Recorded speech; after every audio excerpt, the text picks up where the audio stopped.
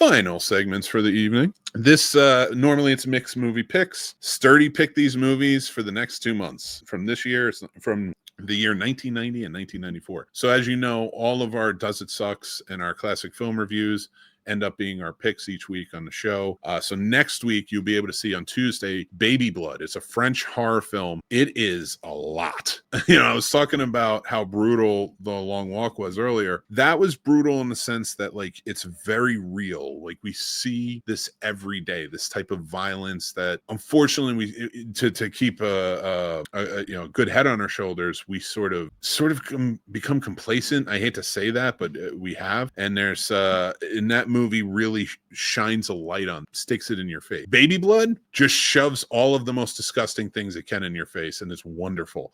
It's a weird, crazy movie with some very real guttural themes in it that I think are important. The French do that very, very well, but this movie's special effects are very interesting. I know I'm saying they are. They're very interesting. They're very well done. I enjoyed this a lot. But it is one that is not for the faint of heart. If you don't like gore, I don't think. Now, however, my classic film review for the week, 1994, is one of my favorite movies of all time.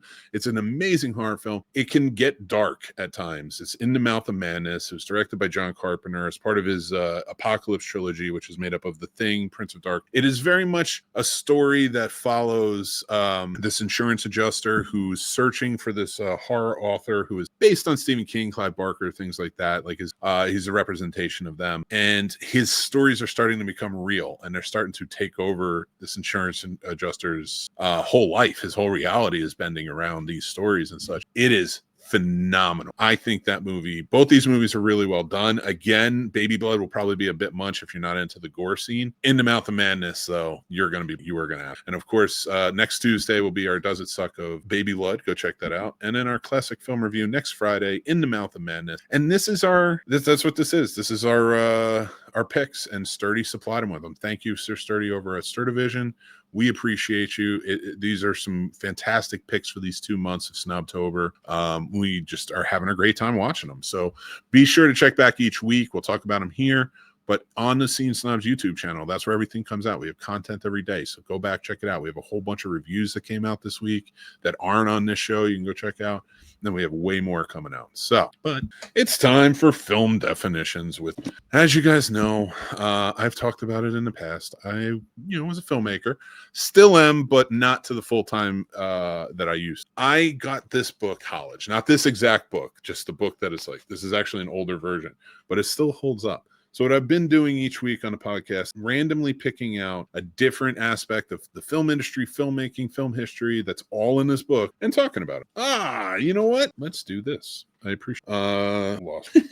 Why don't we do Film Festival for our good friends over at Delco Harhaven? Why not? I have to find it though. Yeah, so I am in the film range, film time, filmic, film space. We'll get to all these eventually. Film aesthetics. Where's your film festival? There it is. There it is. Film Fest. Let's read this, shall we? The screening of a number of films on successive days at a single location, not anymore, to award prizes in various categories and publicize new production. In addition, non-competitive films, both old and new, may also be shown to distinguish significant achievement. 3 important film festivals in Europe are held in Cannes, Venice, and Berlin. In this country, the non-competitive is New York Film Festival.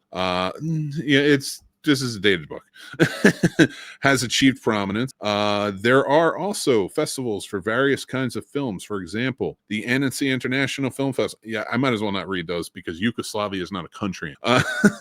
So guys, as you know, film festivals are important. They help build out the film industry and bring in new talent constantly. And it gives new talent a good shot at getting into the industry and being able to work and showcase their work. So always I appreciate film festivals. And that's my film review, or my film definition, I should say. An important thing I need to talk about: the Family Drive-In, Stevens City, Virginia. Beautiful. They have 2 screens. They show tons of movies. This is what they were showing last week. I hope you guys can help out. We're going to be doing, this is the first time we're announcing this too. We're going to be doing a charity script read, which is of course part of our Casters for a Cause charity events and such. And all the proceeds, we're going to have it donated straight to Family Drive-In because it's important. The link's down below. You can donate now. What happened was the people that own the land that it's on want to sell the land. They're not very interested in keeping it. They're not very interested. There's like a real estate company that owns it. They're not interested in the business, even though it's been a fixture since 1956. It is so important to keep American traditions in this country alive. True,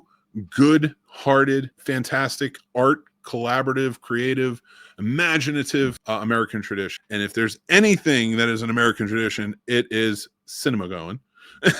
And especially the drive. I'm from New Jersey. They started in New Jersey, so they always have, well, everything. But I really want to help them. I want to do right by this film, this amazing drive-in that I've been going to for years now, not even a few, like more than. And I've seen the history, I've seen what they do, and they're always such a great place to go and visit and watch movies and hang out and get that feel of old Americana film watching, cinema. I love it. And I hope you guys can help out any way you can. They need to raise 1.5 million. They're at about 30 now, around there, maybe a little less, but we're trying to gun through. And I cannot wait to do our Casters for a Cause. We haven't picked the date yet. I'm waiting on one thing, but we are doing Lethal Weapon 2, and we have a great caster. So make sure you're there for it. But let's damn the man, save the drive-in, the Family Drive-In.